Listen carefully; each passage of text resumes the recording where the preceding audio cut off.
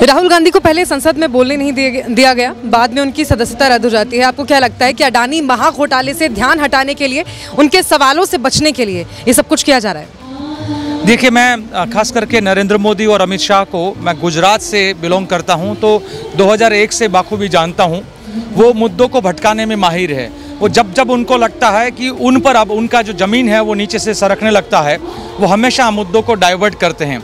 कभी धर्म की राजनीति के नाम पर करते हैं, कभी जातिवाद के नाम पर करते हैं, तो कभी कभी ऐसे मुद्दों को लेकर आ जाते हैं जिस मुद्दों में दम नहीं हो पर जनता का ध्यान भटकाने में वो माहिर हैं, इस प्रकार के। और मैं जब गुजरात में था तो बहुत सारी ऐसी चीज़ें देखी हैं कि जब लगते हैं कि चुनाव वो हारने वाले हैं, तब लगातार ऐसे षड्यंत्र करते हैं कि जनता है वो अपनी रोजी रोटी का, या किसानों के मुद्दों को लेकर, या जो किसान के मुद्दे से लेकर मजदूरों के मुद्दों की बात हो, या शिक्षा का हो, या स्वास्थ्य का हो, इवन कोरोना जैसे मुद्दों को भी उन्होंने कैसे थाली और ताली से पूरा भटकाया था, आप सब जानते हैं। तो ये लगातार ये षड्यंत्र करते रहते हैं। मैं बहुत बाखूबी इन सब को जानता हूँ।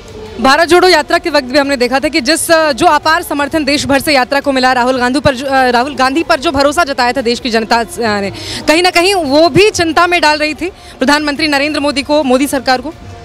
देखिए, भारत जोड़ो यात्रा की वजह से पूरे देश के अंदर एक संदेश गया है कि एक तरफ संघी और भाजपी सोच वाले लोग हैं, इस देश को जाति और धर्म के नाम पर तोड़ने का कार्य करते हैं, जबकि राहुल गांधी है वो नफरत को मिटाकर मोहब्बत की बात करते हुए पूरे देश में निकले और पूरे भारत को जोड़ने की बात करने के लिए निकले। उन्होंने क्या संदेश दिया है लोगों को, क्या कि जो तपस्या कर रहे हैं, किसान हो, मजदूर हो, या देश का हर आम जन है जो तपस्या कर रहा है, उनकी तपस्याओं को क्यों हम लोग इम्पोर्टेंट नहीं देते हैं, और हम सिर्फ और सिर्फ पूंजीवादियों का, मतलब हमारे देश की सरकारें हैं वो पूंजीवादियों का समर्थन कर रही है, जो पैदा करने वाला, जो अपने श्रम के बल पर, जो अपने पसीने बहाकर करता है, उन तपस्वियों को हम भूल जाते हैं। तो राहुल जी लगातार ये कह रहे थे कि देश का हर इंसान जो है इस देश के लिए कंट्रीब्यूट करता है। हम कहते हैं भारत बना है, वो आज देश की दुनिया के अंदर भारत की तरक्की हुई है, उसमें हर भारतीय का कंट्रीब्यूशन है, उसको हम लोगों को जो है वो देखना चाहिए। और वो मैं देख रहा था भारत जोड़ो यात्रा में, क्योंकि मैं कन्याकुमारी से कश्मीर लगातार चला।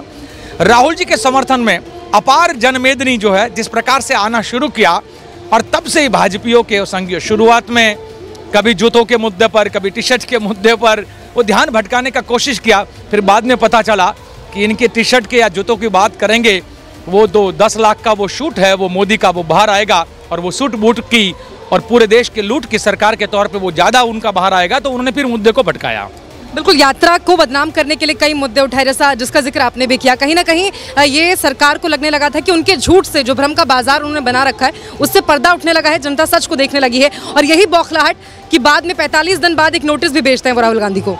बिल्कुल, और मैं खास करके, क्योंकि मैं सूरत कोर्ट में भी था, कि ये बड़ा अजीब घटना है कि जो व्यक्ति फरियादी था वही हाईकोर्ट में जाकर स्टे लाया था कि सुनवाई आगे ना हो, पर जैसे ही अडानी जी के सामने, अडानी जी के और मोदी जी के, मैं अडानी जी क्यों बोल रहा हूँ, मुझे भी थोड़ा वो लग रहा है क्योंकि देश को लूटने वाले को जी कहना में मुझे शर्म भी आती है, पर एक हमारी सभ्यता है कांग्रेस की तहत, उसको मैं बोल दिया। तो एक तरफ मोदी और अडानी, जिसको हम लोग 2013 से बार बार गुजरात में देखते थे कि ये मोदानी मॉडल है, मोदी और अडानी का ये पूरा एक कॉम्बिनेशन वाला मॉडल है जिसमें देश की जनता को लूटने का काम होता है। पहले गुजरात को लूटा और अब पूरे देश को लूट रहे हैं। तो जब भी राहुल जी ने इस मुद्दे को उठाया संसद के अंदर कि ये भाई अडानी के 20,000 करोड़ कहाँ से आए, ये जो पूरा मुद्दा, तब से मोदी जी को मिर्ची लगी और उन्होंने तुरंत ही वो पूर्णेश मोदी को कहा होगा भाई वो हटा लो अपना स्टे वाला वापस और फिर से सुनवाई शुरू करो। फिर से सुनवाई शुरू होती है। एक और पेचीदा सवाल जो गुजरात की जनता पूछ रही है, मैं गुजराती होने के नाते पूछना चाहता हूँ कि जो सुनवाई करने वाला जज कोई और था और जजमेंट देने वाला जज कोई और है, तो ये क्या उनका अंदर से क्या न्यायतंत्र पे पकड़ है, वो भी एक बहुत बड़ा मुद्दा है। ओबीसी के देखिए उन्होंने कैसे मुद्दा भटकाया। मैं ओबीसी लीडर हूँ, गुजरात का किसान हूँ, ओबीसी समाज से खास करके घुमंत ओबीसी से आता हूँ। मैं ये पूछना चाहता हूँ इनको कि चोरी करें चोर, और आप ओबीसी वाला मुद्दा इसमें कैसे आया? नीरव मोदी ओबीसी नहीं है, ललित मोदी ओबीसी नहीं है, मेहुल चौकसी ओबीसी नहीं है।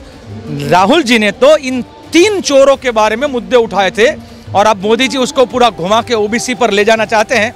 मैं एक ओबीसी लीडर होने के नाते, एक किसान होने के नाते, एक पशुपालक होने के नाते मैं पूछना चाहता हूं कि आपकी जब सरकारें बनती हैं तो सरकार बनने से पहले ओबीसी चेहरे को आप आगे करते हो, और सरकार जैसे ही बन जाए, मेजोरिटी आ जाए, तो ओबीसी को तो सीएम बनने नहीं देते हैं।